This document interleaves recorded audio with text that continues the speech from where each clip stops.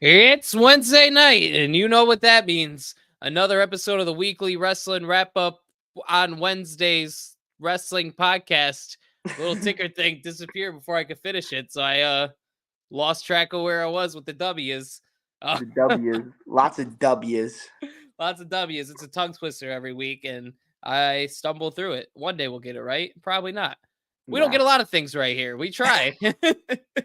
For example, my camera's all blurry today, but we're rocking, we're rolling, seeing what's new. What's new, Jess? How are you? I watched a lot of wrestling. A lot of wrestling. A lot of wrestling. I haven't done Yep. nothing but wrestling. On my walk home today, I knew you were going to call it wrestling, and I was just dreading it the whole time. What's wrong with wrestling? I've always disliked wrestling. It makes it Dude, sound so hillbilly and I so. love saying wrestling. I say it at work. Like This is a respectable sport, goddammit. I was at work. People and, get set on fire, for fuck's sake. You can't call it wrestling. They Yeah, they asked me what I was doing over the weekend. I was like, I went to wrestling. They're like, you did what? I was like, I went to wrestling. And they're like, what? Okay, I went to a wrestling event.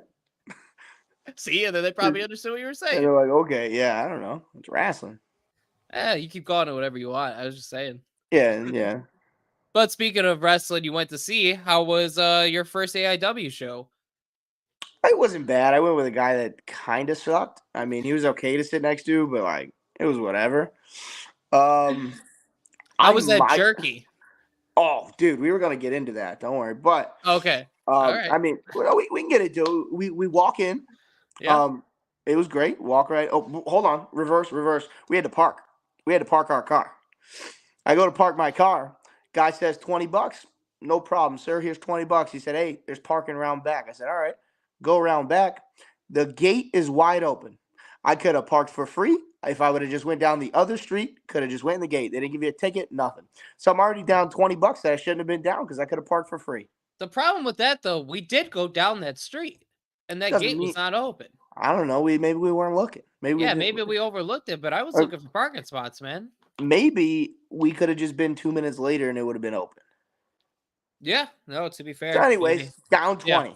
Walk in the door and they're like, hey, Kurt Angle, $40 for a picture, 60 for a signature. I said, no, thanks. I'll say hi to Kurt as I walk by. I walk by, he's got somebody in an ankle lock. I go, hey, Kurt. And he goes, tap, tap, tap. We're off to a hot start. To buy t-shirt. We tried to buy t-shirts from the guys. Nobody had t-shirts for sale. Couldn't support the local brand. That was tough until I get to the pearly white gates. The big meat man Kaplan is standing there, and he's selling beef jerky. He's not selling no t-shirts. He's selling homemade beef jerky. $10 a bag. The best damn jerky you ever had. Not true. I'll tell you that. Not true. It's decent jerky. It's decent jerky. Not the best. But it was good. It was good jerky. This guy knows a better jerky dealer in the Cleveland area. I have no dealers of any sorts, of any kinds. I know nothing. Now it's secret jerky. It started off as good jerky. Now it's jerky we're not going to know about. Yeah. But let's talk about the wrestling part of it. Wrestling. What would you think about that? Can we end wrestling at a normal time? Can we start with that? I completely agree with you. Buddy's got work in the morning. We watched a lot of wrestling. They had pre-matches as we're starting around 6:37. Yeah. The first bell was at 7:30. What did we have? 7 matches on the card? Something like that. And one of them was a Royal Rumble, not called a Royal Rumble. It was a gauntlet, but one of them was a Rumble. There's 30 entrants, 90 seconds in between entrants. That's a lot of wrestling. I will say, but that gauntlet moved really quickly. It felt like it was moving quickly, but it wasn't. Yeah. Like the time for us was moving quick, but that time was. Yeah. We didn't leave until 12:02. No, for sure. I mean, that's because it started at 11. Yeah. However, seeing some wrestling, there was a couple matches that stuck out. Tag team match opened the night. We had Money Shot versus Infinity and Beyond, right? Yeah, Infinity and Beyond. Money Shot looked good. They look like FTR. Like they just look like a little watered down FTR. That guy, like I said at the show, FTR bald wishes he was this guy's size. I mean, this guy is double what FTR bald is. Okay, maybe not size, but he's cut. He is No, ripped. he was definitely defined, but like he wasn't wide. But they like looked professional. They had professional tights on or whatever you want the short ones, whatever they're called. Yeah. Those were professional. They were the heels. Obviously, they acted like it. They had their manager, who the manager's name. Yeah, Duke. Oh yeah. The Duke. Yeah, The the Duke Duke. who I got robbed us of. Well, I guess he didn't rob us because no, he robbed us. So the Duke helped him win the match, in a heel way. That was a pretty good match.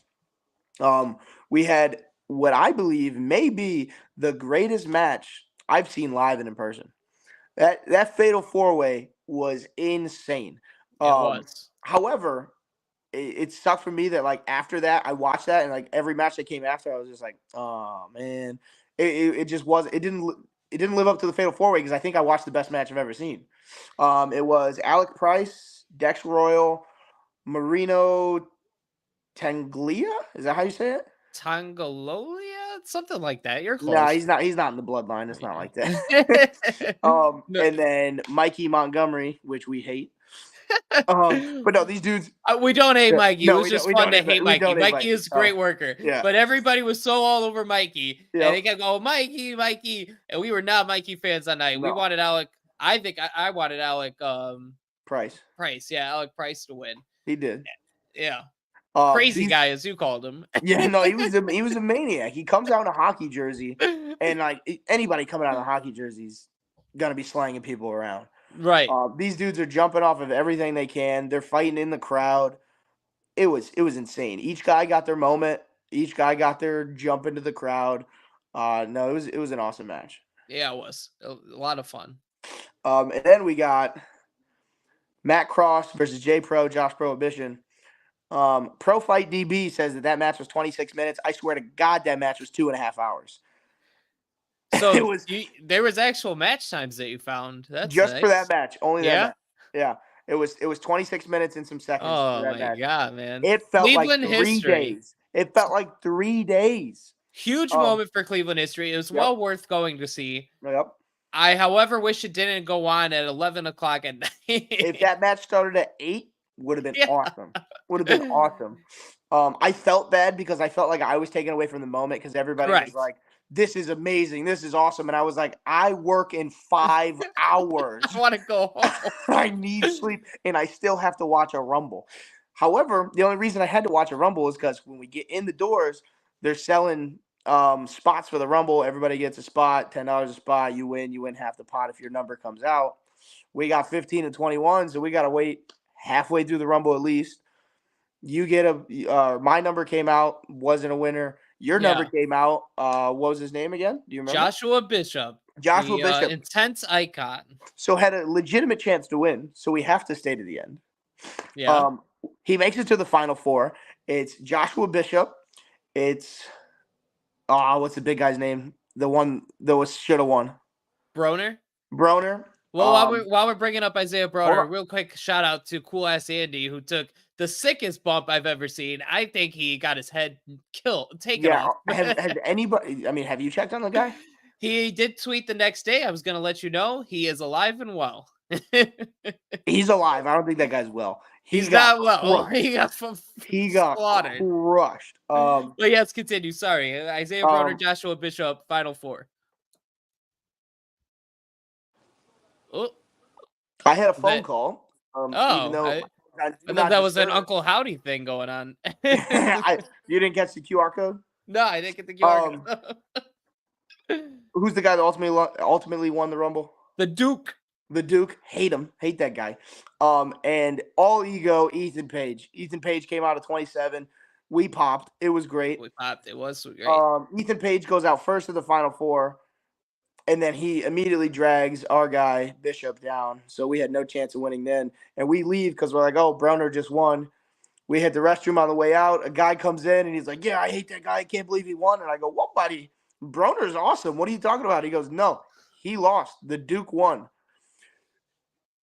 Unbelievable. I have been on their page and looking through comments and trying to find out how the Duke won. Still don't know.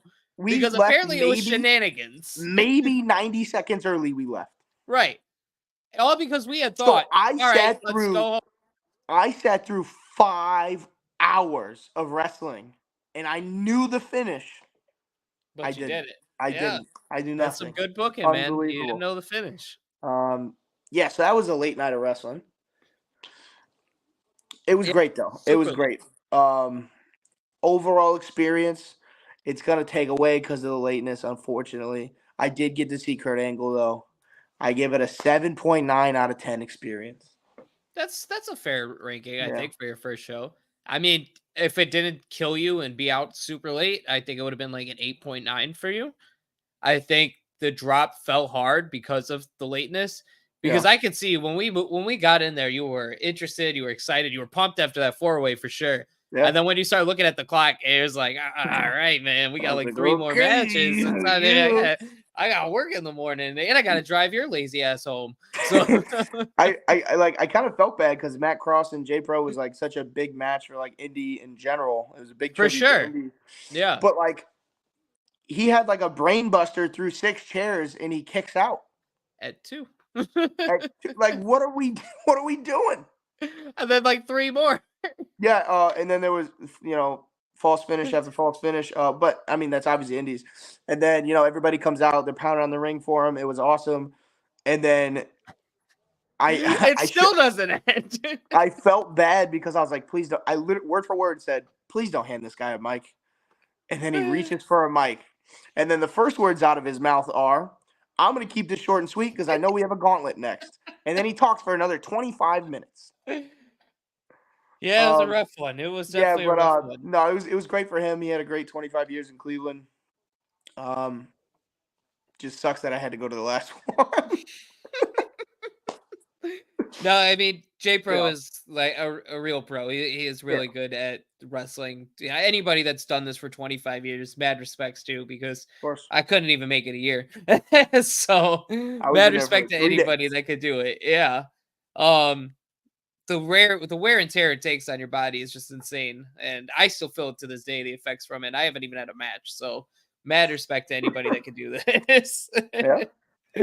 But moving on, we'll move on to some Saturday wrestling. That was at 1 p.m. Did for not end at us. midnight. Did not Did end at not end midnight. at midnight. It might have ended at midnight over there. I'm not sure how their time works, but not for Okay. us. Yeah, 1 Right. p.m. for us. Yep. I think we said at the show, like the perfect time to do wrestling is probably about 6 o'clock. Do Yep. 6 to 10, 100%. and I'm good. Six But to for ten, some and I reason, don't care what you do for 4 hours between 6 and 10. right? Do whatever you want. It's perfect. For some reason, we have this illusion that the later the better, and I don't agree No. with that. I'm Yeah, and too now old, now later the better. Now we're getting 2 night SummerSlams. right? Like And who wants that? no man. um, but moving on, we'll talk about the King and Queen of the Ring a little bit. Yep. We opened up with. I have it written We down have to go. right Make here. sure you got the pre-show. I want to talk about the pre-show. You want to talk about the pre-show? Okay, so Yeah, I didn't write down the pre-show, so I'm that's glad you fine. brought it up. Jade Um, Cargill and Bianca Belair versus Candice LeRae and Indy Indy Hartwell. Hartwell, who I The, remembered her name. the only reason I want to bring this matchup is because Bianca, for the last couple weeks, has had a nasty knee injury. Right. She skips to the ring. She skipped all the way down to the ring as if nothing was wrong. She looked fantastic. As soon as the match starts limping. She was in the Saudi air, and that could Yeah, affect yeah, your body. that's what did it. Yeah, I mean, like, there's a lot of like sand and stuff. Yeah, I So don't care. Yeah, no, I was like they've been talking about this knee injury for 2 weeks. Yeah, so that really did. I mean, obviously Bianca and Jade were gonna win. A lot of people were complaining that this didn't make the actual card itself, and it was a pre-show match. Any pre-show match I just kind of include in the show because we're watching every match. right. That's what us fans are doing. However, I don't think Indy and Candice are PLE material yet, at least, or whatever. I don't think they are. So it made sense for this to be on the pre-show, but yeah. Yeah, it was just a way to get Bianca and Jade on the show without being in prominent matches. The finish they do is pretty cool. I do like that. The like toss up, Oh like, yeah, yeah. and then the suplex thing. It's gonna be a pretty good match whenever they do it. Bianca and Jade. Hopefully Jade grows a little bit before we get there. I mean, clearly having some problems Jade. Oh, you mean like grows like wrestling wise? in the ring. In the ring, Yeah, for yeah, sure. yeah. Yeah. Because she is a freak of nature. I was gonna bring up she, in Saudi, the women got to wear like the full outfit or Right, whatever. dude. Her Did you see? her abs are popping out. I'm God, glad you noticed it too. so I saw that and I immediately went outside and ran 3 miles because I was like, this ain't happening. No, I did not. But, like, no, she looked insane. Like I thought Bianca was huge. Bianca looks small compared to her. Oh, for sure. Jade No, is incredibly just built. She is like what you create in a lab, for yeah, sure. But moving on to the main show, we opened up with Liv Morgan and Becky Lynch for the Women's World Champion. Thoughts on the match, the winner? I know you got thoughts on the winner. for the women's world championship. Um, Becky Lynch and Liv Morgan put on a show. This was a great match. It was a great opening match. I love that Michael Cole and Corey Graves were really like emphasizing the whole second place Liv Morgan thing. She's Right. come second place twice in back-to-back Rumbles, second place in the Elimination Chamber. She's just kind of playing second fiddle to everybody else. This is her first legitimate title shot in like 2 years. But obviously outside the cash in and whatnot. But Liv Morgan won, and she won in a fantastic way because Dom comes all the way to Saudi Arabia to try to help Mommy keep her belt, and he blows it. I, however, think he might be doing this on purpose. Maybe it was he blew it, but he didn't. I kind of agree. But and only because we have so much to talk about this week, I don't think we're gonna do a full Raw Yeah, yeah, deep dive. So we're just gonna skip ahead a little bit with that storyline. But the end of Raw was Liv Morgan forcing a kiss and makeout session. yeah. Forcing. I mean, who's really getting forced in that? Nobody at all. But Nobody's getting forcing a makeout session with Dom to with a finish married Raw. man. But yeah, oh my god. This guy, hold on. This Let's guy, talk about this. His wife is pretty attractive, right? Like, she's a pretty good looking girl. And then he's Rhea got Rhea Ripley. Ripley and Liv. And I know there's storylines. I get it. But dang, man. Yep. It's unbelievable. Uh But huh. anyways, she kind of forced that onto him. You would think if he was doing this on purpose, he wouldn't have reacted that way, right? Yeah, I do like. There's just so many ways that this can go, and I do. I don't know which way it's gonna go, which is great. Um, I do think it's probably gonna go more so the Finn Balor route because he's the only one that didn't like shun her for taking mommy's belt. Yeah. So I was I gonna think we're bring gonna that end that up. way. He is the only one that wasn't disappointed that Yep. Liv is the champion. Yep. So I mean, a while ago, and I'm not saying this is where they're going, but a while ago, Finn Balor was like posting on Twitter like Bullet Club stuff, and he said like, "Oh, we're looking for a new recruit," things like that. And Liv Morgan was highly mentioned in that from Balor, and then they did like the Too Sweet thing with her and AJ and Balor. So I wonder if somehow they're going to tie back into that and do kind of a club 2.0 or Bullet Club Gold, whatever it would be at this point. Yeah, Bullet Club Gold Platinum 2.0, whatever. But We got, no, like I mean, I'd definitely be interested in that because Finn Balor is one of my favorites and Liv Morgan's one of my favorites on the women's side. No, I'd definitely be down for that. yeah, I mean, the Rhea return is going to be insane. We thought other returns, and we'll get to a really good Yeah. return later on, but we thought other returns were crazy. That one's going to be insane. While we're still on the match, real quick, Becky Yeah, Lynch's contract is up in like 4 days. Is she done or what? I think she's taking a little break with her daughter, or did they had a Yeah, daughter, I believe. yeah. Um, I don't think she's leaving WWE. I see. I don't think she's leaving. I don't think she'd go anywhere else, but I think she just might be just done. Oh, like just It- stop wrestling? yeah, Yeah, why not? I mean, you already did everything. yeah. You did everything. Seth's done just about everything. You both got the income like the whole time. Like I'm sure you guys are fine. Money runs out, man. But who knows their financial situations. Moving on, we do have Intercontinental title triple threat. Sami Zayn, Bronson Reed, and Chad Gable. What are your thoughts on the three-way? I didn't think I was gonna like it as much because like I have this Hmm. weird gripe against Bronson Reed that I Oh, just like hate right. him. Yeah, I forgot about Um, that. oh, it's so good. It's so good. We can start with the "You Suck" chants. Big fan, obviously. The Sami Zayn pop in Saudi Arabia is always just absurd. Insane. Yeah, and I love it. These Saudi Arabia crowds are this. I think this has been the best. This was the best one. Um, Out of all the Saudis, or like the out of all the Saudi. I just foreigners? no Okay. Saudi. I just had a no because Bad Bunny in Puerto Rico. that But might be a France kind of beat that. no. That is true. France was nuts. But no, this was the best Saudi crowd I think Yeah, we've seen yet. correct. But yeah, he's so over there. And one of the announcers, I think it was Corey Graves, was saying that how he always panders to the crowd and stuff. And I was like, yeah, but I don't think he's really pandering. Like this is his life, man. Like this is him. Yeah, for sure. There was a couple crazy moves. The double German. Yeah, I mean, insane. what are we doing? Bronson Reed's like three of you, and then you add Sami Zayn. That was disgusting. And then we get the what is it called? Blue Thunder Bomb? Is Blue that what we, Thunderbomb to Bronson Reed. Yeah, how did he do that? I can't tell you. Yeah, I mean, it's a crazy move in the first place. Blue of Thunder course. Bombs are, and to be able to do it to a guy that big is insane. Yeah. I mean, it was a great match. Obviously, Sammy won. I didn't really expect anything else, but I I guess where do we go from here? Like, does Gable eventually get this strap?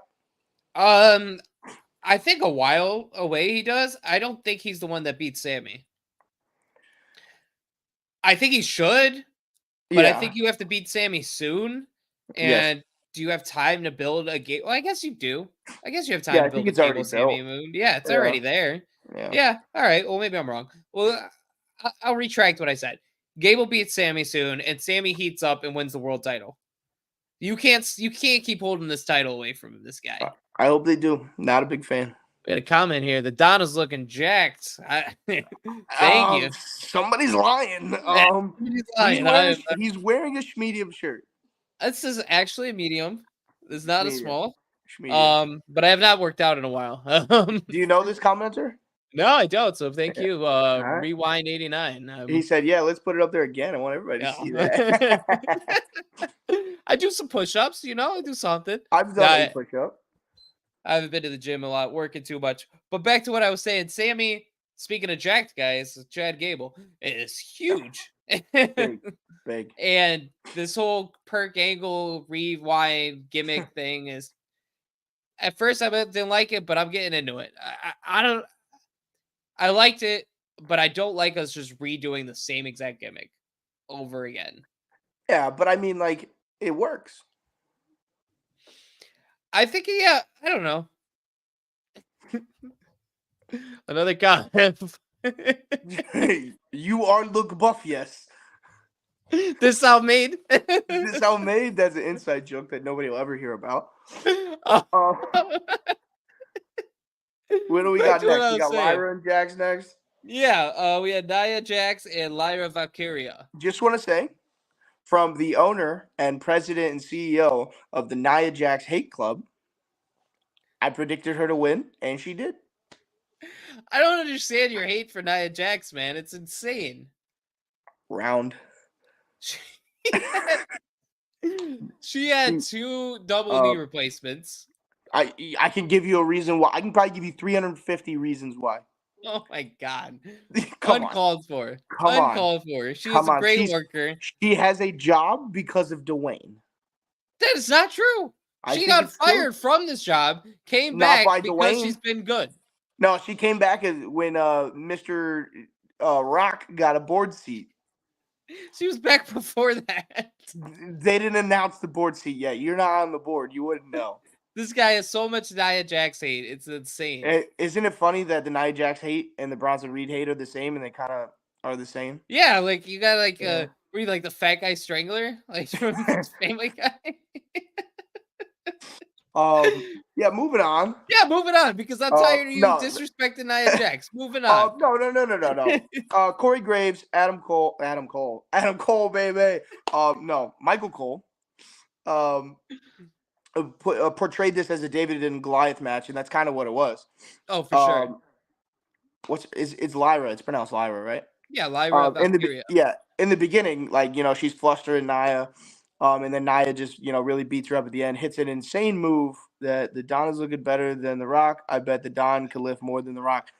You are typing this under I'm your desk. 100% not. I don't want know to see who your this guy hands is. at all time. Buff Daddy the Don. Who was born in 1989? Let's figure that out. It's All right, I'll stop pulling up the comments just to talk about how big I am. It was. I think. I mean, it was definitely a good match. I will put my Nia Jax to the side. Nia Jax hate to the side. It was a good match for sure. And now we get to set up Jax versus Bayley at SummerSlam, which I don't like. Once again, putting the Nia Jax hate to the side. Nia Jax was in this Liv Morgan, Rhea Ripley, Becky Lynch fiasco, and now we're just pulling her. She wrapped up with it. It's over. She did her part. Ah, come on. What do you mean, come on? She did her part. She got drafted to another show, and on that night, they were like, all right, I mean, I'm going to kick your ass one more time, and I'm dipping. And then she did. All right. I don't know. Jackson Bailey just doesn't do anything for me. Maybe that's what it is. They had a really good match in NXT. I didn't watch NXT. Yeah, I know. I'm just telling you, they had a really good match. I mean, I'm sure everybody can put on good matches. But what I'm saying is I think I don't like it as much as because I've seen like the whole portrayal of the other side, and I just feel like it should be shoved more that way. But obviously, she's on the other brand, so it makes sense. This guy. Last comment I'm showing. Daddy Don is putting where Levesque said he should take notes. All right, bro. Like, I keep these things down here. I think that grinder sponsorship is putting in that work. Look, I keep these things put away because we'll get a copyright, or not a copyright strike. We'll get a strike for firearms. Strike, yeah, too big. Yeah, we'll just get a regular strike for fire. Like, no human should own that many firearms. Calm down, it's just 2. Left and a right. Back to wrestling. I agree with you. I think it was. It was a good match. It was David versus a great match. However, David did not win this one. Yeah. No, for sure. Moving on, we had Gunther and Randy Orton in the King of the Ring finals. You and I both thought for sure once Orton won that Orton was going to win King of the Ring. Yeah, I did. I thought they would find a way to make Gunther lose, which I was kind of pumped for, but didn't happen. And we do get King General Gunther. Yeah, I was not pumped for. I mean, I'm a big Randy Orton fan. Maybe I'm just still stuck in like 2007. Yeah. Well, I did. Sorry, go ahead. Nope. You want me to go? Yep. I did have an idea where you could get Cena and Orton, and that would have been a fun 2007 match, but we'll never get to that. We have to get it again, right?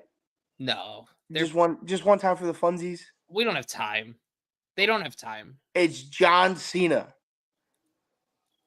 It's John Cena and Randy Orton, who are both on the tail ends of their careers. Okay. Specifically Cena. I mean, the guy works once a year? Comes in, does an AA, and that's it. Yeah. Works for me. He's not Big Match John anymore. Do you want a 5-minute Randy Orton John Cena match, or do you want a classic WrestleMania match? You for weeks have been advocating, like, I need Cody Rhodes, John Cena. How fast is that going to be? Good argument. I don't have an answer to that. Orton and Gunther. Yeah. All-time classic. From the stare down at the beginning, these ruthless... You're reading more comments. I see that grin on your face. I just scrolled down. Nah. I wanted to see if it was... Do you want me to put it up? I wanted to see if it was worth putting up. All I know is he's glazing you up over there. He's bringing up that grinder sponsorship that we do not have.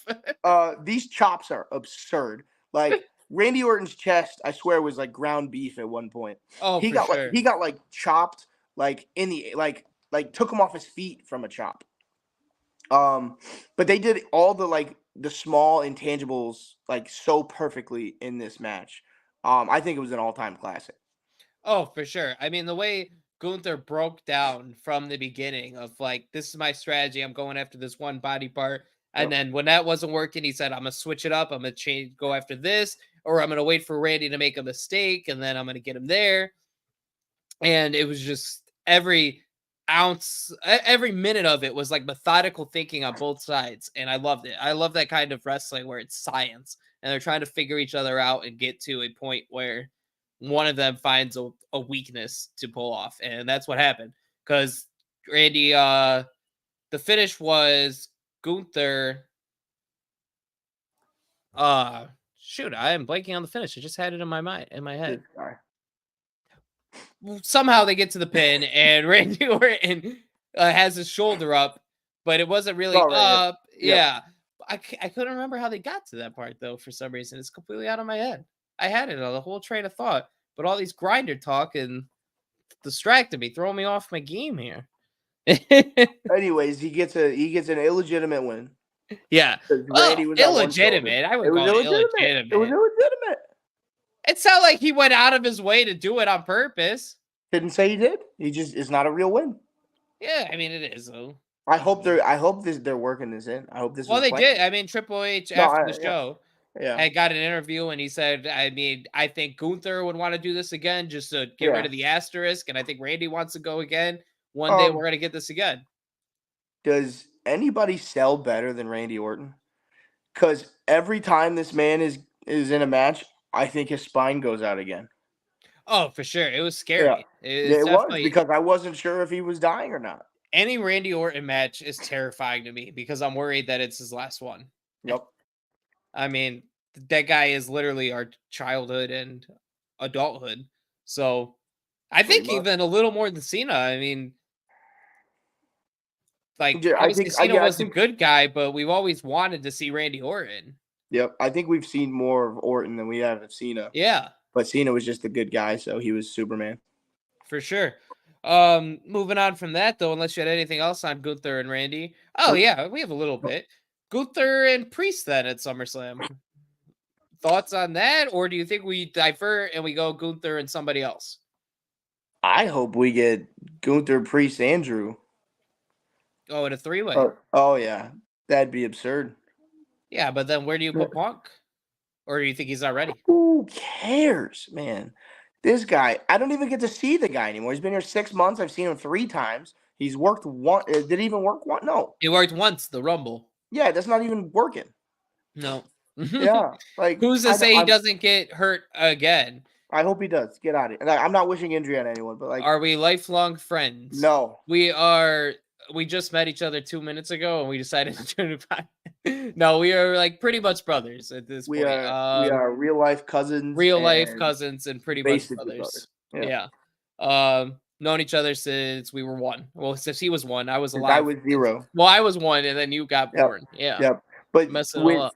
What you probably haven't seen in the past is that he thinks there's 56 weeks in the year, so that's why he thought. So I'm confused. I don't know how many years there are. Yep. I don't know how time works. You know. But yeah, no, I think you have to have Punk in there somehow because of this whole Drew McIntyre thing. Yeah. I just like it's I mean, not to like bring up something that didn't happen, but the Uncle Howdy thing is like another thing that I'm just like tired of. Like, yeah, I was gonna bring up Uncle Howdy in the Cody and Logan Paul match, but we can definitely talk about him right now because it didn't happen, so it's okay. Yeah, there was another QR code. Another QR code. Who the fuck cares?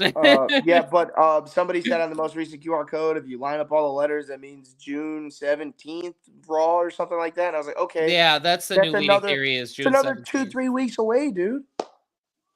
I don't care.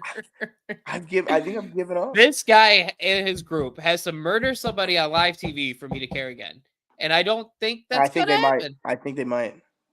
How? I don't know. You watch the guy get lit on fire. Yeah, I know. I was just to say, we'll get to it later on. A lot of crazy things are happening in wrestling now. Who knows? Yeah. But Cody and Logan Paul, not the 5-star match you hyped me on.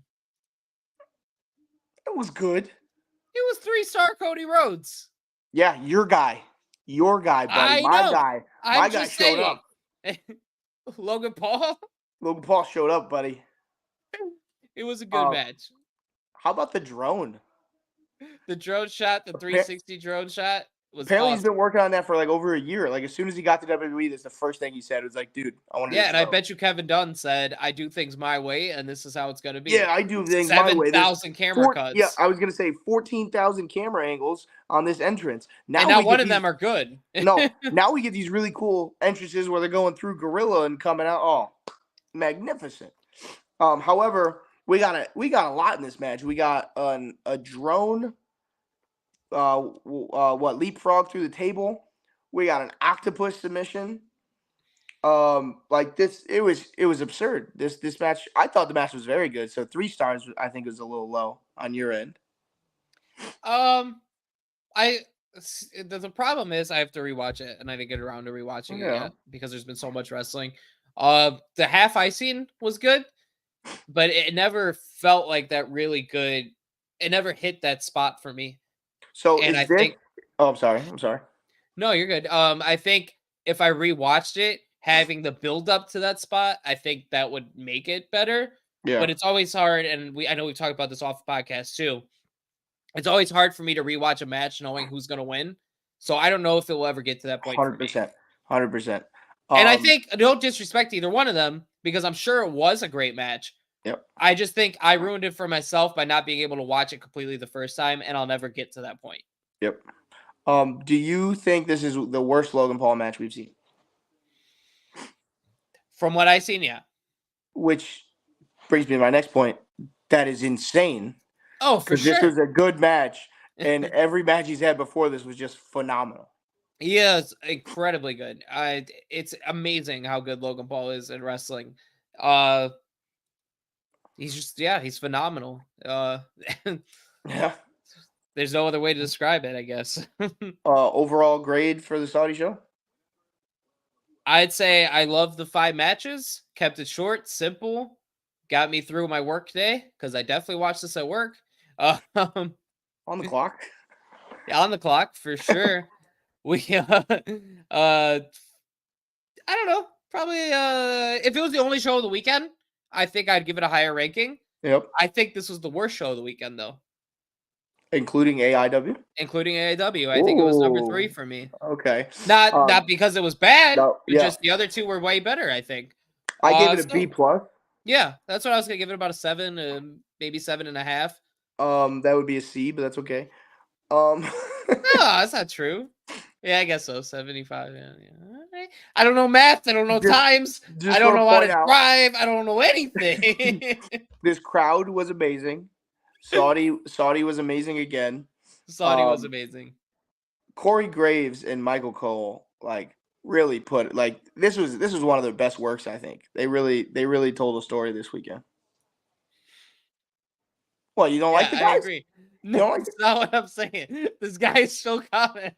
And I keep seeing him. Pop one in there. Pop one in there. Let's see something. I don't even know what this means. 7.5 lucky man, Don. Oh, you said, bro. Whoa. Whoa. Oh, because I rated the show 7.5. Oh, I thought he meant right. 7.5. I think he did. I think it was a double entendre. Anyways, AEW put on a fucking card, if you will. Transitioning to AEW, a explosive, fiery show that was really that was freaking 6.5 hours long. You didn't stay up for it, man. How do you know? I know. 6.5 hours. 6.5 hours. Well, let's kick it off. We're kicking off Will Ospreay, Roddy Strong. Banger. Absolutely. I told you, stealing the weekend. Did it steal the weekend? Did it steal the weekend? Let me just quickly glance down these matches real quick. Let me look, see if I can think of. Nope, it stole the weekend. Yeah. Thank you. Right again. There was one that was close. But we'll get to it later. Okay, all right, that's fine. He did a backflip off of his chest. Yeah, he did. That was crazy. Then the spot, and I think it was a dumb spot, but it was still crazy. The Kingdom had one guy had him up here on the shoulders. Will Ospreay was on the shoulders, and here comes Mike Bennett, I believe, not the other guy. Yeah. jumps over and fucking Doomsday devices him, almost breaks Ospreay's neck, but hey, Neither here it was nor there. cool. Yeah, it was a cool spot. The story being told with him like desperately trying not to use the Stormbreaker finish because it's injured so many people. He doesn't want to use it again. The Tiger Driver? No, the Storm Driver, Stormbreaker, Tiger Driver?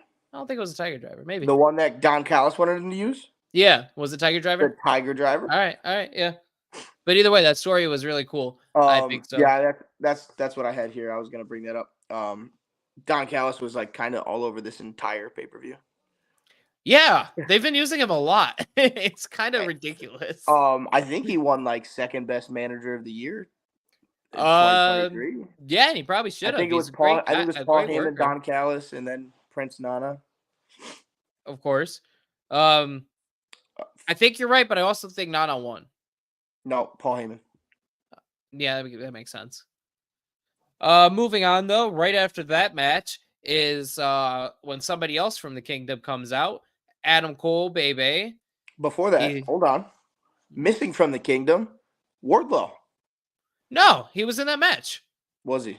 Yeah, there was a whole spot where he was like attacking him. Yeah. What I meant to say was in like the original when he didn't come out with the rest of them. Like he was absent when the other guys came out. No. Am I misthinking? Correct. Yeah, he came in the middle of the match. Yeah, correct. Besides that, though, he didn't really do much. Right. he came in, did almost hit a powerbomb, and then they kicked him out. Is he going to be joining the guy that we're about to talk about again? No, yeah, I don't think so. and I'll see why. But Adam Cole's in the ring doing his whole thing, talking about how he's Adam Cole, baby. He picks up the devil mask, talks about the devil, whatever Adam Cole's saying. The crowd is going nuts because this is why I didn't know what Adam Cole was saying because I couldn't hear him. Because MJF's chants are ringing through the building. And then you get a shot of like a hallway walking into MJF's bed, or what we would assume is MJF's bedroom. On the wall, he has like stuff from his previous feuds, like the Cody lashing, the ring from like I'm assuming the Wardlow feud probably was a representation of that. Then he picks out of his suit pocket the picture of Adam Cole and MJF ripped in half, and the music hits. And MJF finally returns. That was like the loudest pop of the weekend. Yeah, we go crazy. You were trying to put it on at the time, and I said, "There's no way you're gonna make it in time. I gotta FaceTime this." Yeah. as soon as I see FaceTime from Don, I was like, "Uh-oh, here's MJF." We got a comment here, a real one. I think MJF coming out in old school Triple H look was super dumb. I disagree, and I'll tell you why I disagree. A lot of people did think it was dumb. I mean, he or she. I don't know who this person is. I think I do know who it is, and we can talk about that after. But I think I know. Oh, okay. Them coming or them bringing that up are the only ones that have said that. I've seen a lot of people say like, "Oh, another WWE mention," but it's not because if you go back through MJF, he has always said on the Mount Rushmore of wrestling, Triple H is up there. Yep. Triple H is the best heel that he could think of anytime this question comes up about heels. So MJF has obviously looked up to this guy a lot. So him making his return the same way that Triple H made his return at Madison Square Garden in that outfit makes perfect sense because he's honoring him while saying like, "Hey, now I'm that guy. I am the Triple H. I am the cerebral assassin. I am the game. Now you guys bow to me. Like this is my show now." And then he comes out and he delivers what MJF always does. Fantastic promo. Did get a little repetitive. I remember saying like, "Man, you literally just said that just in a different way." Shows off he's got an AEW tattoo, so he's not fucking leaving. Yep. Can we stop AEW guys getting shit tattoos? It's a bad tattoo. Can we just get a centralized barber? They do. Speaking of that, he needs a haircut. Hair's jacked. Not from Wardlow's guy. Can we get a centralized? A centralized tattoo artist, yeah. Yeah, that can do good work because I've never seen a good AEW tattoo. It's not only that it's bad work, it's a terrible design. Like Cody's tattoo is great work. Cody's tattoo is perfect. It's just in the wrong spot. Yeah, somebody should move it. MJF's tattoo is just bad all around. It's It a looks weird. like He can never wear shorts. no, yeah. The idea of it, the premise of it is a cool idea. Like, this is how dedicated I am. Yep. I'm going to make this the best wrestling show you're going to see every week, Yep. Wednesday nights. It's kind of our competition. But the idea of was a We're good catching idea. up. We're catching up. We got We're one catching view and one like. The tan also, buddy. You put on a little much. All right, I'll quit nitpicking. Yeah, you're tearing Right. apart our boy right now, man. No, You that's got an my guy. MJF Hey, shirt on, That's my guy. and you're That's my tearing him guy. apart. What did you think about him name dropping Vince McMahon? He only did it because it rhymed. He still did it. Yeah, but I mean, like, everybody's making a big deal about that. Like, oh, stop mentioning WWE, stop mentioning WWE. It's like, I don't care that he mentioned WWE. I was just like, I was shocked. I don't know. I think it makes sense. I don't need a New Japan. I don't need Vince McMahon because I'm not fucking leaving. This might be a good point. He got the tattoo in a spot where he goes to WWE, he can hide it. Yeah, when he laces up them boots. Yeah, no, that's a good point. Yeah, the spot makes sense. Jay the hater, Don the lover. Sure. That's very much not true. I very much hate a lot of things, and he. yeah. I'm a very you'll never negative see him person. hate anything on an AEW broadcast. So that is not true. And I don't want to hear that because later on when we grind my gears, and I'll tell you why I hate I'm that not statement. grinding any of your gears. You can grind your own gears, brother. Moving on. Guns up, Bang Bang Gang versus Death Triangle. Thoughts, opinions, feelings? Don't care. Yeah, it didn't really do anything for me. Oh, the match was great. Yeah. I mean, the build-up has been good. The build-up has been good, and I've watched more of the build-up. I didn't like watch a full run of the match, but like I saw some like highlights, and I was, I don't know. Yeah, hey, there's a reason I'm Casual J, baby. If you didn't like it, you didn't like it. I thought it was good. The crowd got really into it towards the end. At the beginning, I did tune out a little bit, not really focus because it was more of the same lucha stuff, kick to the face, flippity dippity bullshit. But we're swearing a lot today. Sorry, guys.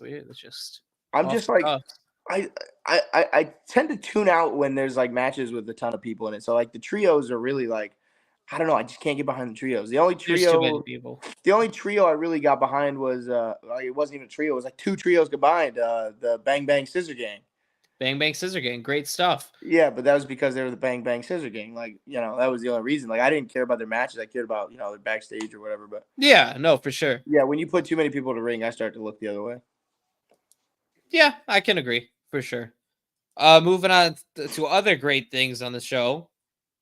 Timeless Toni Storm versus Serena Deeb. Before this match, Timeless Toni Storm had promised this is going to be the best women's match you've ever seen. Not true. She said that she was going to make Serena Deeb's concussion or seizures look like child's play or something like that. That's crazy. It was insane. That's nuts. The match itself was phenomenal. It was a great match. It was. But would I say the best women's match ever? No, it's not. I think there'd be some debate. There'd be some debate. I'll give you top 3. Top 3? Yeah. Does the match later on go into that top 3? Check Willow and Mercedes. No. It goes. Right. I feel like I rudely said no. I know. I was like, that's very surprising. No. I was like, absolutely not. Oh. Willow is in Nia Jax territory for this guy. She's not. Well, she's in the territory, but she's not. I'm not hating on her anymore. We'll get to the other match. It was good, but I think other match was under this match. I love that Mariah May and Luther kind of like stayed out of the way for the most part. And just let these two work. No, it was a great technical match. Loved it. What'd you think of the spot where Mariah May is going to throw in the towel because she doesn't want Toni Storm to get hurt anymore? It's hurting her seeing that. Luther stops it. And then Toni Storm just sees Luther with the towel, and she flips out on Luther. Yeah, and I felt bad because like Luther's like I know he just looks like the guy that's gonna take like the backlash, and like she would definitely hit him. She would definitely hit that guy. Luther and the whole Toni Storm thing has just been absolutely incredible. Oh, it's phenomenal. It's probably the best thing AEW's done outside of Maxwell Jacob Friedman. They ran into a problem with this match though because Serena Deeb is supposed to be the face. The crowd could care less about her. And the crowd was putting Toni Storm over, and Serena's like really trying to be like, hey guys, like I'm the fucking face. Yeah. There was many times where Serena Deeb was just standing in the middle of the ring like, I don't know what to do. Yeah, like, I'm what do you trying. want? Like, yeah, yeah. And the crowd is just going nuts for Toni Storm. There was that crazy. I'm sorry, I'm blanking on the move itself, but they were both on the top rope, and it was the pile driver off the top Oh rope. yeah. Insane, man. Absolutely, that match. I want to rewatch that match just because I really liked it. Not to see if it was really good because I know it was really good. It was incredible match. It might be, and that's why when you said was Roger Strong and Ospreay still in the weekend, I had to look through and see because I wasn't 100% sure. I mean, definitely did. For sure. Moving on, Orange Cassidy and Trent Beretta in the don't care match. 100%. And I love Orange Cassidy. I will say though, the story going in is something that I wasn't aware of because Mhm. we do this podcast on Wednesday nights. It's hard for me to catch up. Sometimes I go to bed late, whatever. The story was Trent Beretta said he wanted a normal wrestling match because he wanted to show Orange Cassidy that he could beat him in a normal wrestling match without all the Yeah. weapons and stuff. So that makes sense why there's no stipulation. And the stipulation was that there was no stipulation. I actually do enjoy that. Last week I complained about that, saying there should be a stipulation. I think we both did. But it makes perfect sense. I actually very much enjoy that. Beretta kind of beat the shit out of him. Yeah, and I thought it was great. Within a couple seconds, Orange Cassidy was like bruised up and battered. Yeah, no, for sure. Definitely very much enjoyed that match. I didn't care about it, but I enjoyed the beatdown of Orange Cassidy for sure. Orange Cassidy new theme? Yes. Popped very loud for the Pixies return. I was popping a lot during the show, and I was very like quiet in my house, and I was going nuts all watching it by myself. I popped for a couple Ospreay spots. Obviously, popped for MJF. You were on FaceTime with me for that. I popped when Pixies "Where Is My Mind" started playing. Perfect song for Orange Cassidy. He should never change it again. This is a comment I agree with, so I'm going to show it. Orange Cassidy, very handsome young man. Seriously. Yeah, fact. 100%. Fact. Moving on to another match that I'm gonna be honest with you, I don't even know who won. Oh, I do know because I seen the graphic with him in the title. Jericho, Hook, and Shibata. Did you watch this match at all? I forgot to change that little banner. I watched some of it. And I had a gripe. Yeah. As soon as they come out, they announce Chris Jericho accompanied by Big Bill. Big Bill wasn't there. It was just Jericho. Oh no, he was because I seen a highlight spot of him almost dying through a table. Yes, but that he fucking came out later. So like they go accompanied by Big Bill, and I'm looking and I'm like, I'm not gonna miss him. Yeah, so there was a couple spots there. The table spot, he almost died. If he was a couple inches the other way, that the leg was like going through him. Dude, I totally missed this. I don't know what I was doing. I can't remember a single thing about this match. I must have been scrolling through Twitter. Hook and Shibata had a back and forth no sell kendo shots. That was disgusting. Gross. That sounds kind of cool, but gross. We got it was. Brian Keith came out as a masked man, took out Hook and Shibata. Brian Keith, the 2-foot tall bounty hunter. Yeah. That I would kick across the room. Why the hell they probably said it tonight when they had the Learning Tree experience or whatever, the new Learning Tree TV show. Anything to keep shoving Jericho down our throats. Pun intended. Grinder. Pun intended, this piece of garbage needs to be kicked off a TV. Anyways. Well, what they're doing now is they're taking your criticism. What does Brian Keith have anything to do with it? Like, why? Because he's a man for hire. Sure. So it makes sense. Yeah. Like Jericho hired him, but it doesn't make it better that it makes sense. No. Just because things make sense doesn't mean they're good. But I will say they are doing what they should be doing, and they're taking all the hate and criticism for Chris Jericho, turning it, twisting it into a gimmick of, yeah, well, here's more of him. What do you do about it? Kind of like a sick gimmick because like he did things where he doesn't. Oh, for sure. No, I agree. I don't think he should be on TV at all.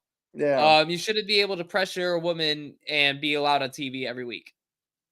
This Shouldn't be is allowed. now a Chris Jericho hate show. This is always a Chris Jericho hate Yeah, show. but now it's This has not sponsored. become a Chris Jericho hate show. This Now will we're always gonna be a Chris Jericho hate show. we're gonna have a banner starting next week of Starting next week, all night long. Hate Chris Jericho.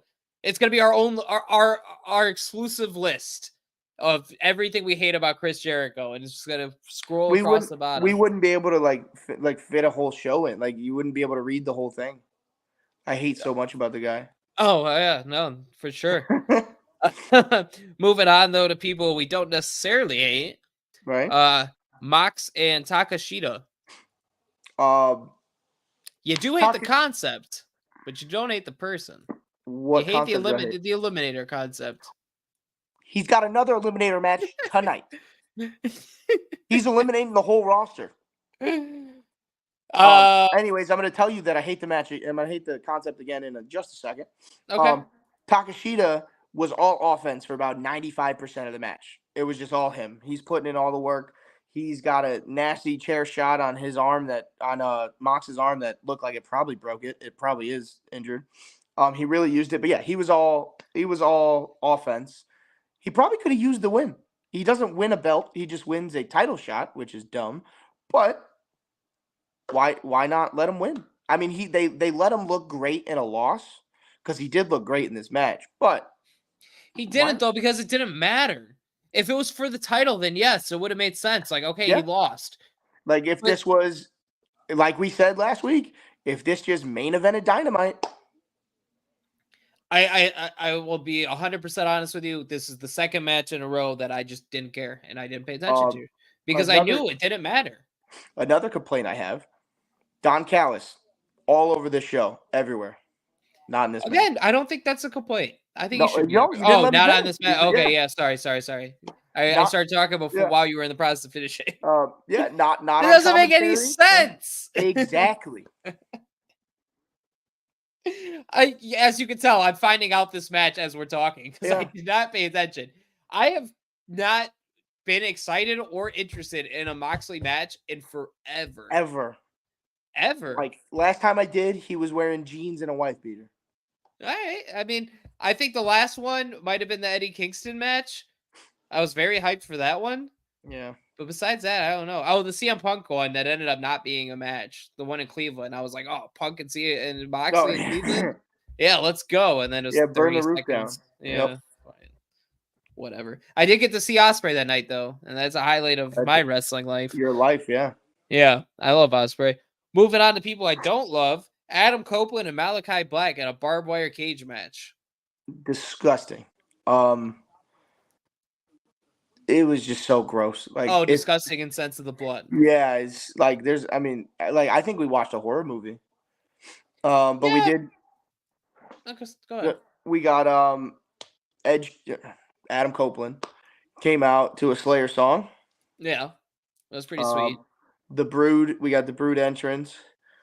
When you mentioned the Brood, I rolled my eyes because I don't understand the appeal with the Brood. It was a faction that lasted like 4 months, and 2 of those months they were doing nonsense with the Ministry. They weren't even like taken seriously. Like, did you know that Mongrel was coming out of the ring when he had the Brood entrance? Gangrel? What did I say? Mongrel. You said Mongrel, and then I went to correct you and called him Gangrel. Yeah, no, I know it's Gangrel. But 100% I did. 100% I did, and it's because he wanted it so bad. And who cares? Yeah, who wants to see Gangrel? To Gangrel's credit, though, he was moving way better than Chris Jericho does. He was moving smooth and fluid as hell. Yes, he was, and he's probably older. Definitely I would say so. I don't know, definitely, but I would say so. And then this idiot.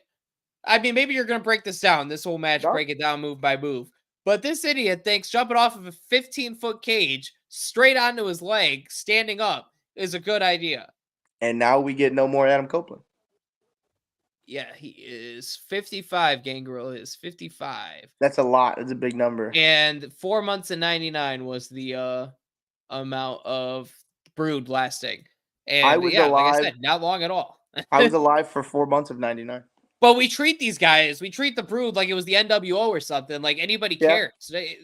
Why do we care about Gangrel? They dropped some blood off of a freaking roof. Like it's not that cool. What is the obsession with these vampires? I don't get it. I agree. It didn't really move me anyway, but I knew it was gonna happen as soon as he came out. And then back to the him jumping off 15 foot on the thing. Later on in this night, we get a spot that, you know, we'll just get into that later. I'll leave it because it's gonna grind my gears, and I don't want to grind. That's fine.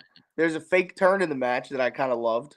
I did, because the internet was saying so much that it was gonna happen, and they were saying that Malachi was leaving so much that when they tease the turn, you're like, all right, well, now here it is. So I'm watching the turn, and I was like, fuck, he's leaving.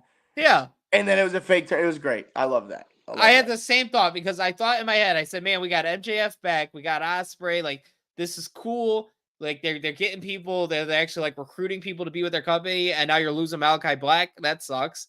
Yep. Not that I really care for Malachi, but just losing a big name like that's going to suck, obviously, with your reputation. And lastly on this match, Nigel McGuinness called this match an unholy afterbirth. Yeah, that's how I felt. I felt like it was afterbirth. Yeah, I think he's right. That was gross. Very gross. Moving on to my third favorite match of the night, but I didn't fully like it. Mercedes Moné and Willow Nightingale. You just debated so hard that this was the greatest women's match. Not so hard, but like you're like, this is the greatest women's match of all time. But your third favorite match of tonight? I didn't say it was the greatest women's match. I said Tony and Deep was. I think you were kind of pushing that it was there. No, because I said is Tony and Deep up there as your favorite match, best women's match of all time. You said top 3. And I said, does this one get up there with that or not? I never said it was the greatest, but it was the third favorite match of the night. It was a tough match. They were hitting hard. So physical. It seemed like these guys hated each other. I thought they might. They might. And they really showed you that they might or might not. Very brutal. And this was the brutal that's different than the brutal with the Malachi and Edge, because the brutal with Malachi and Edge is like, all right, we're cutting ourselves. Like, we're doing this together. Like, at the end of the day, we know it's, you know, it's a work. But then when you have a brutal match like this with Willow and Mercedes, you're like, I think these guys actually fucking hate each other. Like, this 100%. Is awesome. They're going to war with each other. Ends up with Mercedes winning. Unfortunately, the totally wrong person won. 100%. That crowd was so behind Willow. You should have pushed her to the moon. Should not. Even if your plan is like, all right, Mercedes is winning, you get that crowd that's so behind her. We're like mid-match. Yeah, call an audible. Pull it. Yeah. They were so behind Willow, and they have been in this build-up for so long.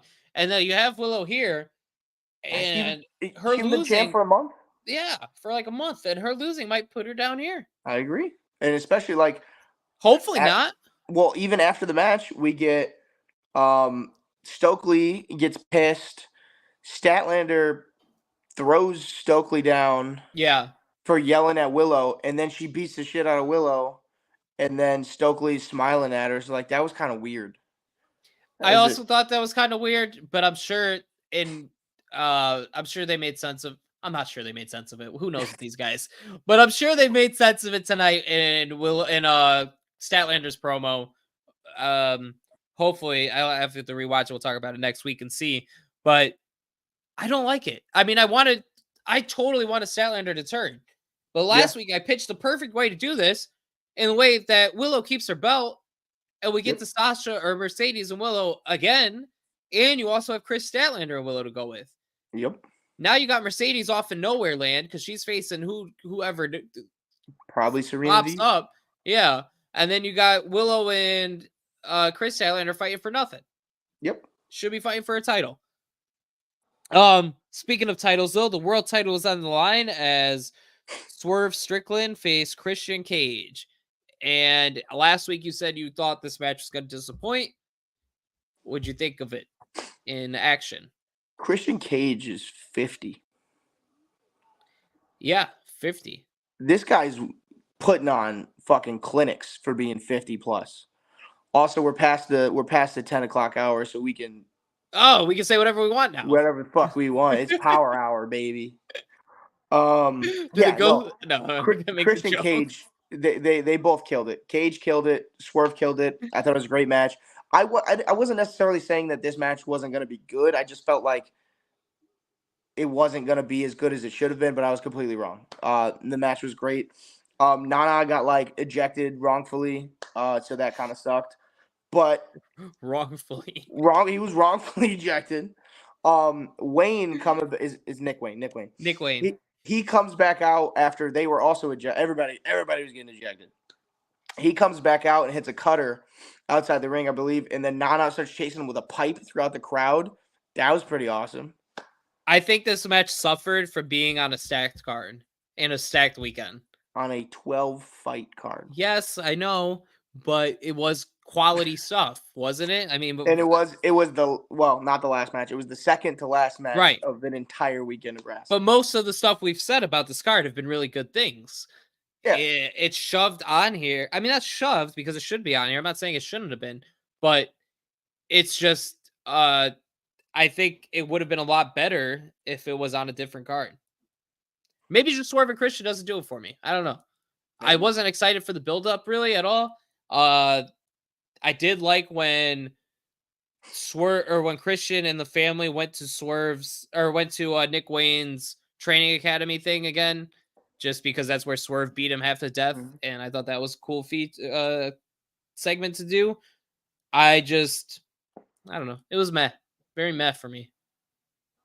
Moving on. What I'm saying is you're right. Again. No, you're fine. Last week you said it was disappointing, or it was going to be disappointing, and I think you were right. I was disappointed. I think I just really like Christian. Like, huge fan. So maybe I love them both. Yeah. Yeah.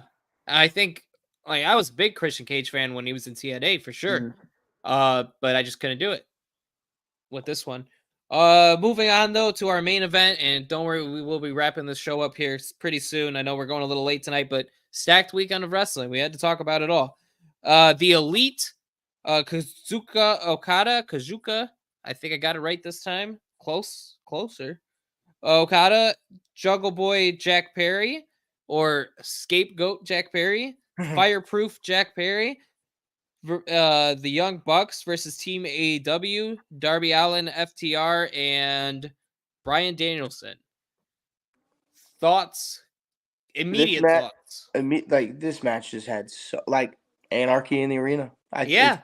It's titled that for a reason. The announcer opened it by saying, "Welcome to the shit show." Yeah, shit's about to hit the fan. Welcome to the shit show. Yeah, he definitely wasn't wrong there. Shit went down. There's just so much to unpack here. I feel like if I was at this pay-per-view, I'd be pissed. Just because, all of everywhere that it was. Yeah, and I gotta watch it on the Jumbotron pretty much. Yeah. Because they're everywhere but the ring, which is the point of the match. But it was catered to us at home, not necessarily them there. Because there's so much, I'll try to break down the highlights of it and then jump in if you think of something that I didn't bring up or I missed. He ran him over with a truck. Yeah. So starting off with the brawl, typical brawl stuff. The music is playing. The music that started was Darby Allin's, and like I said last week, they were going to play the song throughout the whole match. Eventually, the Bucks stop that, and they say, no more of that. We're doing our music. Yep. So they play their music, and then eventually Danielson pops on the mic, and he says, nope, we're doing my music. Final Countdown plays, and it was pretty badass hearing Final Countdown while all these guys are brawling, especially the part where spit a little bit, especially the part where Darby does the coffin drop right as the beat drops for the Final Countdown. Pretty badass stuff. And then the Bucks get on the mic and they say, no, this is costing us too much money. And that was a fucking shoot, by the way. Oh, for sure. Yeah. It costs $200,000 to play that song. I don't even think that's an exaggeration. Yeah. It's not cost a lot of money to play the Final Countdown. But they do that. The music stops. We go into more brawling, more, typical brawl stuff. No ladders. Not a ladder. Shocker. I looked for him. Very shocked. I knew it. We got a question here. Is it me or is Darby Allin too small to be a wrestler? It is not believable. It's not his height. It's just how skinny he is. Yeah, he looks like he's got some like malnourishment going on for sure. I would agree, but he doesn't wrestle in a way where he needs strength or size. He wrestles in I throw my body at you and I use my body as a weapon. I mean, I get it's not a big body, but still having a man throw himself at you is still gonna hurt. Yeah, that Alec Price from AEW. Exactly. I think like small guys wrestling like that, it makes sense and it's okay.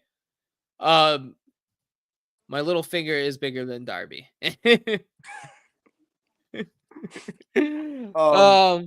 But back to that, there's no ladders. They're just brawling. Couple table spots. Darby and Jack Perry go to the back. Darby tries to drown Jack Perry in a bucket of ice.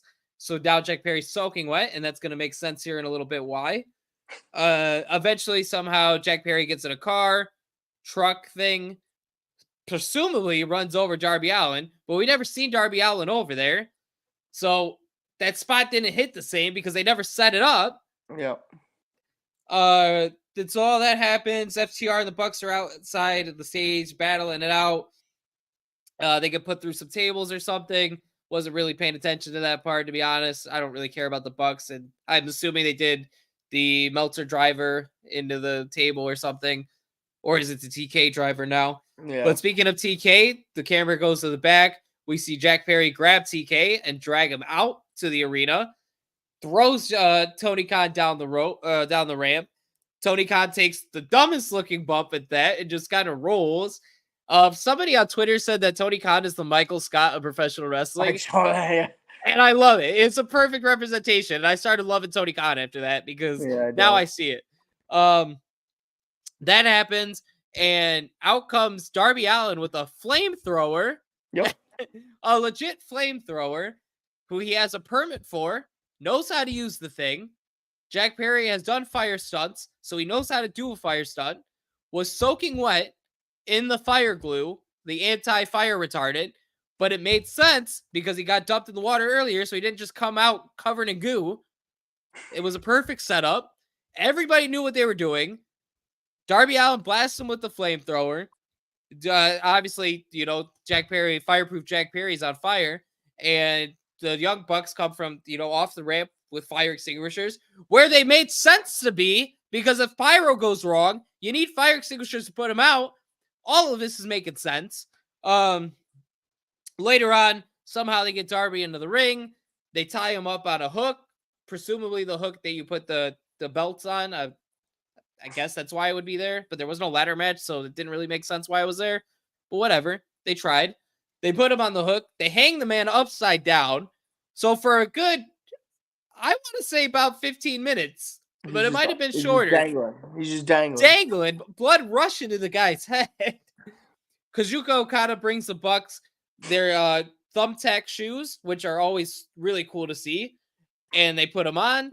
Thumbtack pumps, super kick the hell out of this guy a couple times, and fireproof Jack Perry pins him.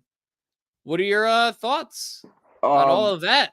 there's a couple things that you missed. I don't know how there wasn't much in this match. I don't know. I mean, I was just rambling. Joke. Fan threw a beer at Dax and split his head open. Okay, so definitely miss seeing that. Fuck that guy. I couldn't get my eyes off of Dax Harwood and Wheeler wearing not their normal tights. They're wearing long tights, so it really bothered me. Long outside of the norm. Maybe they also thought they were going to be lit on fire tonight. There was an exploding chair. Oh, I did forget about the exploding chair, and I hyped up the exploding chair. Damn it. My biggest gripe is this man was lit on fire, comes back, hits a running knee, and that's what wins the match. Fireproof Jack Perry, baby. Unbelievable. That was unbelievable. That the running knee is the finisher? They just killed the guy. They should have shot him. They pretty much did. The fireproof guy, like, he's not fireproof. They hung Darby Allin upside down and super kicked him 10 times with thumbtack shoes. You could have put a finger on him to finish him. You didn't need the knee to his face. I didn't like this match. And that's okay. Yeah. It's just not for me. That's the wonderful thing of having a stacked wrestling weekend. There was something in it for everybody. I mean, if you want pure wrestling, you look at Walter or Randy Orton. If you want Gunther and Randy Orton. If you want just crazy, physical, high flying, but good mix of like wrestling and everything. You got Ospreay and Roderick Strong. You got the women's matches that we talked about. Or you come to Cleveland, Ohio for AEW. Or you come to Cleveland, Ohio for AEW, which had all of this stuff. Nope. If you want crazy anarchy in the arena, or you want bloodfest gore matches, you got all of it. And I love that. I love that professional wrestling is at a point right now where we could get everything we want in a wrestling card. Yeah, I think it was awesome to me. I think it was a great weekend. Overall, great for this card. This overly long card. I think just because it was so long that it takes away from it for me, but I just give it an A minus. All right, that's fair. I still think it was. Yeah, I don't know. I loved it. I thought it was probably a 9. Yeah. I think it was definitely the AEW's back kind of pay-per-view. I think it was so much fun. I don't know. I really enjoyed it. I enjoyed it a lot. There was that stretch with the Orange Cassidy, the Jericho match, the Mox match. All 3 of those could have been gone. It would have made the show much shorter, and I would have not felt the way I did about it. Like, I would have thought it was one of the best pay-per-views of the year, but that really kind of drags it down. So I think a 9 was too high. I'd probably give it more of an 8, maybe a little less. But that about wraps up our show. We are going to do our grinder segment where we talk about what grinds our gears this week. Jess, go, or Jay, Jess, whatever we're going to call you this week. Go ahead. What's grinding your gears? Wrestling shows are taking too long, but we know that. 6.5 hours, it's too much wrestling. Fucking 5 hours was AEW. 6.5 for AEW. WWE was their normal allotted time. Very good on the time side. WWE. Yeah, I agree. Shorten down our cards. I don't want 2-night events. I just shorten it down, please. Yeah, there's like not with the WWE part because there's only 5 matches, but there was definitely matches you could have cut in AEW for sure. Like, you could have cut at least 4 of them. Like, you normally don't even use your roster. So, like, just because you have a pay-per-view doesn't mean you have to use everyone. For sure. Yeah, especially when you don't even use them normally on the weekly show. No, I completely agree with you. 2 long shows. Just way too long. When we went to AEW, obviously yours was much worse, but I didn't get to bed until like 1, 2 in the morning, and I had work in the morning. Yep. It's just too late. I don't like going out late. I like being at home, going to bed. What's grinding my gears this week, though? These old heads that sit there and they complain about everything in AEW, about how bad it is, and how these stunts are going to kill somebody. WWE did the same exact stuff.